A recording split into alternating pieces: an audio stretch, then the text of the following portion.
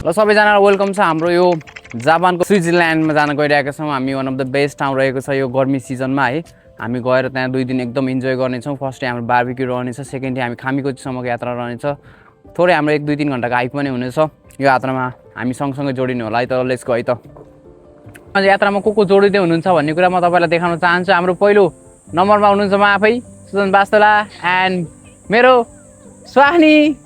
Common स्टेजमा आउनुहुन विनम्र अनुरोध गर्छु एन्ड सबिनको स्वास्नीलाई पनि। यस्तै गरी अब हाम्रो अर्को लास्ट टिममेट हुनुहुन्छ भुर्तेल। 14 रन कहिले हान्दैन, डक मात्रै हुनेवाला हो। ल सर्भिस एरियाको सानो ब्रेकपछि हामी लाग्यौँ हिरायो क्याम्पतर्फ। बाटोभरि देखिने हरिया डाँडाहरू, घुमाउरा सडकहरू, नदी र हिमालका दृश्यहरू साँच्चै नै मन लोभाउने थिए।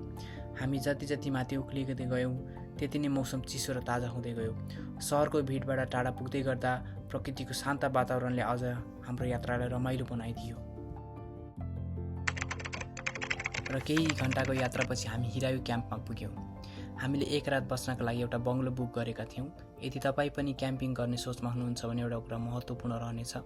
हिरायो क्याम्पमा क्याम्पिङका सामानहरू भाडामा भने पाइँदैन, केही सीमित सामान मात्र किन्न पाइन्छ। त्यसैले हामीलाई चाहिने सम्पूर्ण सामग्रीहरू हामीले नजिकै रहेको ताकायामा सीबाट किनेर लगेका थियौँ।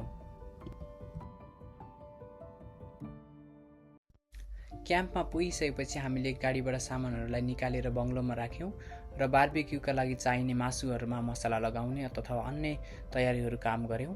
प्रकृतिको बिचमा आफ्नै हातले खाना बनाएर खानुको मजा नै बेग्लै हुन्छ। वरिपरि हरियाली, चिसो हावा र शान्त वातावरणले हामीलाई लागेको सबै थकान नै बिर्साइदियो।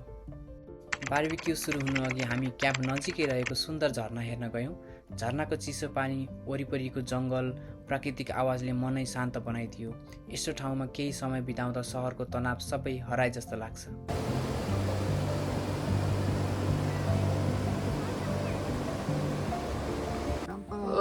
बार्बिक्यू सुरु भयो। प्रकृतिको बिचमा साथीभाइसँग स्वादिलो खाना खानुको आनन्द शब्दमा बयान गर्न निकै नै गाह्रो हुन्छ। 11 बजे हामीले क्याम्प फायर बाल्यौँ। चिसो मौसम, आगोको न्यानोपन र ताराहरूले भरिएको आकाश, त्यो पल साँच्चै अविस्मरणीय थियो। भोलिपल्ट बिहान धेरै चाँडै उठ्नुपर्ने भएकाले हामी करिब 11:30 बजेतिर सुत्न गयौँ। अनि त्यसको लागि चाहिँ हामी अब लगभग 12 बजिसक्यो, सुत्नुपर्ने हुन्छ। भोलि बिहान चाहिँ अब हामीसँग मात्र 5 घन्टा छ। र बङ्गलो बुक गरेको थियो, सुत्ने ठाउँ तल के रहन्छ कसो हामीले चाहिँ यहाँ ब्ल्याङ्केटहरू लिएर आइदिएको थियो होइन। तल तन्ना सिरकहरू ल्याइदिएको थियो र टक्क हामीलाई रग्ली माल परेछ।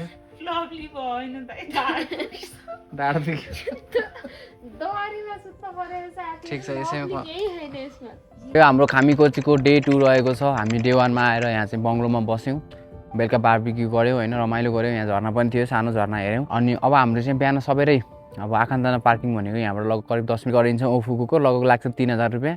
किनकि त्यहाँ चाहिँ आफ्नो पर्सनल गाडी लिएर जान मिल्दैन है। त्यस कारणले अब बिहानै हामी चाहिँ सकेसम्म बिहानै घामको हुन्छ नि, अहिले चाहिँ घाम लागिरहेको छैन होइन। त्यो 6:30 बजे चाहिँ बस चढेर त्यो बिहानको उसमा चाहिँ टक्क मर्निङमा फ्रेस एयर खाँदै जाने हाम्रो प्लान छ। त्यही भएर हामी सबै रेडी भइसक्यो होइन। अब हाम्रो 12 लाग्छ। फाइनली रेडी भइसक्यो गाइज। कति टाइम लाग्यो तिमीलाई? चाँडो भयो यार, त बहुत टाइम लाग्यो, 5-7 मिनटमा रेडी भयो यार। यो हाम्रो आखान्दाना पार्किङ हो है। यहाँ चाहिँ 4-5वटा पार्किङ रहेछ। अब यहाँ चाहिँ हामीले करिब 100-200 मिटर चाहिँ हिँडेर गइसकेपछि हामी बसको टिकट काट्ने ठाउँमा पुग्छौँ होइन। वेदर एकदम चिली वेदर भन्छ कि होइन, एकदम चिसो। अब घामसाम त परेको छैन, डाँडामा त पऱ्यो होला होइन। अब हामी जान्छौँ टक्क खामीकोचीको यस्तो होला सलल पानीमा।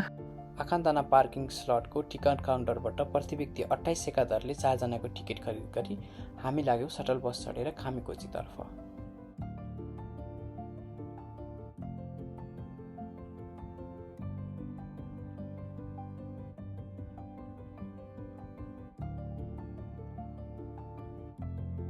र केही समयको यात्रापछि हाम्रो बस आइपुग्यो ताइसो पोखरी। सबैभन्दा पहिले हामीले ताइसो पोखरीको दृश्य हेऱ्यौँ। बिहानको शान्त वातावरण, सफा पानीमा देखिएको हिमालको प्रतिबिम्ब र हल्का कुहिरोले त्यो दृश्य कुनै चलचित्र जस्तै सुन्दर बनाएको थियो। हामीले त्यहीँ नजिकै रहेको होटलमा बिहानको खाजा खायौँ। त्यसपछि हामी खामीकोचीको सबैभन्दा प्रसिद्ध स्थान खाप्पाबासीतर्फ लाग्यौँ। बाटोमा बगिरहेका ससाना नदी, अगल र चराचुरुङ्गीको आवाजले यो यात्रा झन् रमाइलो बनाइदियो। खामीकोचीको प्रत्येक पाइला प्रकृतिसँग अझ नजिक भएको अनुभूति हुन्छ।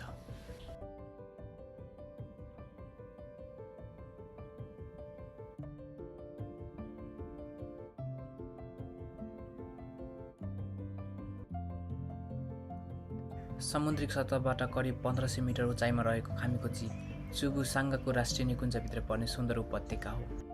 चारैतिर अग्ला हिमाल, बीचबाट बग्ने स्वच्छ अजुसा नदी र हरियाली जङ्गलले यसलाई अझ आकर्षण बनाएको छ। धेरै वर्ष अघि नजिकै रहेको याकेदाके ज्वालामुखी गतिविधि र अजुसा नदीको बहावको कारणले यो उपत्यका बनेको मानिन्छ।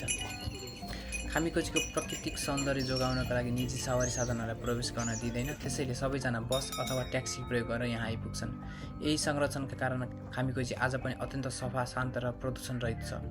हरेक वर्ष लाखौँ पर्यटनहरू यहाँ हिमाल, जङ्गल, स्वच्छ नदीको अनुपम सौन्दर्य अनुभव गर्न आउँदछन्। जो कोही पनि खामीकोची आउनुहुन्छ उहाँहरूले आफ्नो प्रश्नको उत्तर पाउनुहुनेछ कि खामीकोचीलाई किन जापानको सबैभन्दा सुन्दर प्राकृतिक गन्तव्यको रूपमा मानिन्छ भनेर।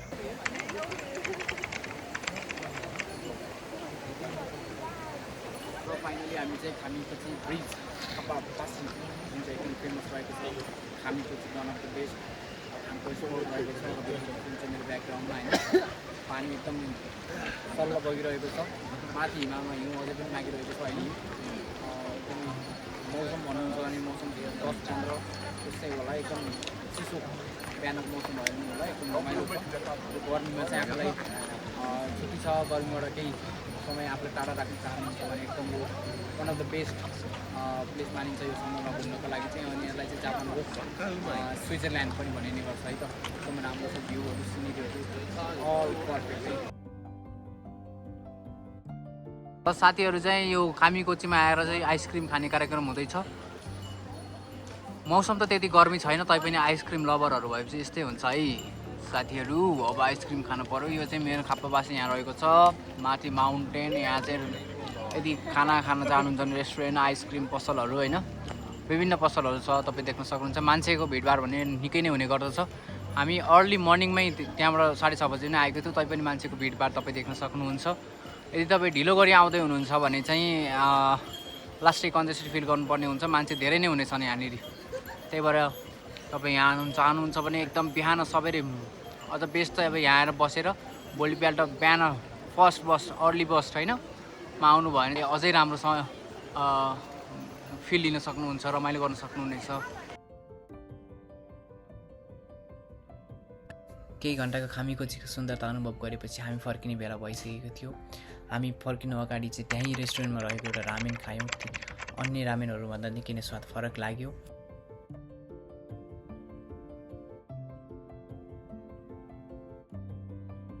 हामी बस टर्मिनल पुग्यौँ र बस टर्मिनल नम्बर 5बाट बस चढेर फेरि आखन्दाना पार्किङतिर फर्कियौँ। यो यात्रा हाम्रो लागि केवल एउटा घुमाइ मात्र थिएन, यो प्रकृतिसँग बिताएको एउटा अविस्मरणीय समय थियो। हिराईको शान्त क्याम्प, स्वादिलो बार्बिक्यू, रातको क्याम्प फायर अनि अर्को दिन खामीकोचीको अद्भुत सुन्दरता, यी सबै सम्झनाहरू सधैँ मनमा रहिरहनेछन्।